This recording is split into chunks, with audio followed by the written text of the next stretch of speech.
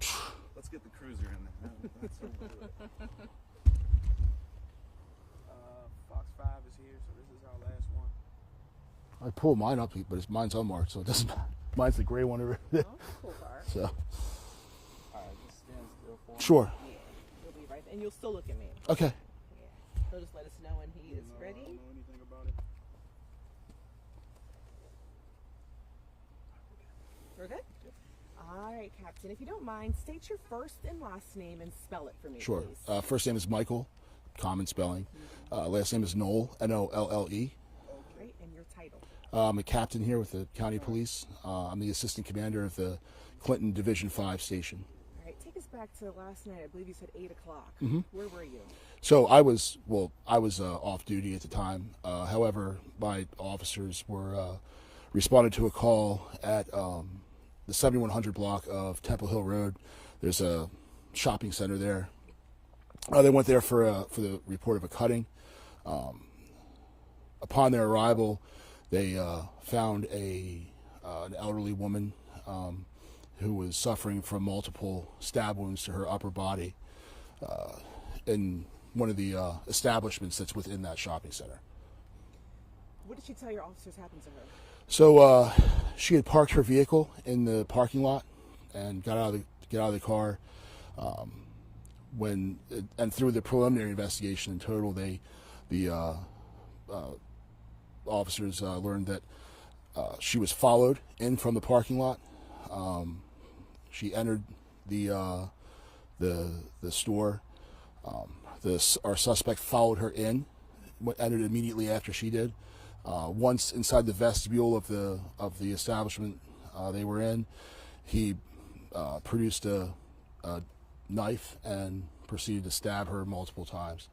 I want to make sure I'm understanding. So when she left the establishment, or she was still in the store? It occurred within the establishment, yes. Are you allowed to tell us which business it was? I don't know the name of the business. Okay. It's one of the ones in that strip mall there. It's Okay. It wasn't a restaurant. It was definitely a store.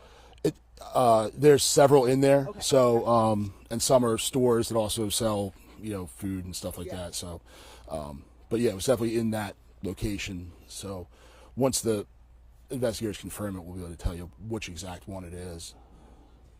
So he produced the knife, stabbed her several times, and then what happened after? So then after that, the suspect took our victim's keys, went back to the parking lot, got into her vehicle, and drove off.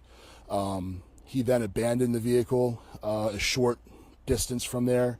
Another one of our citizens observed it, parked, and called that in. So our officers then responded there and realized, oh, that's her vehicle. Did they recover the weapon? They did not recover the weapon at this time, no. You said in your years, 18 plus years, something is off about this one. Talk to us about that. Yeah, so in my experience, you've seen a pattern or a motive, whether it be for a robbery or to achieve some end. This just appears to be completely random. Something that that I've just never seen of this nature. So How is our victim doing? she's in critical but stable condition right now. She was transported from the scene, and our thoughts and prayers are with her and after this awful event. Do we know about how many times she was stabbed? I just know multiple. I can't give you an exact number. We haven't received any reports back like that. So. And we're going to say she's in her 70s? Yes. Right now there's a concern. This guy's still out here. You guys released a picture, correct? We did. What's your message to the community? So, first off, it would be always maintain your awareness of what's going on around you. And if something feels off, trust your instinct. And then, know that we're out there. We're actively trying to apprehend this individual. It's a awful thing. We don't want it to happen to anybody. So that's as law enforcement officers, it's our job to protect our community, and then also just as human beings, like we don't want that to happen to. That could be any of us.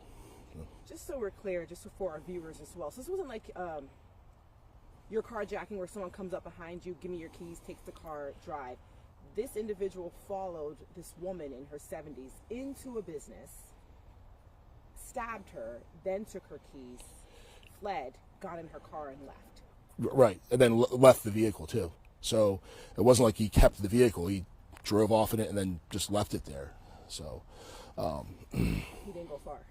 no, not very far from the scene at all. Still in Clinton? Yes. Okay. Do you have that street where the car was dropped off? I don't have it Okay. on me. I can't recall it right now off the top of my head. But it was relatively close to where the assault occurred. Any last words just on this? It's very scary, especially when you say random.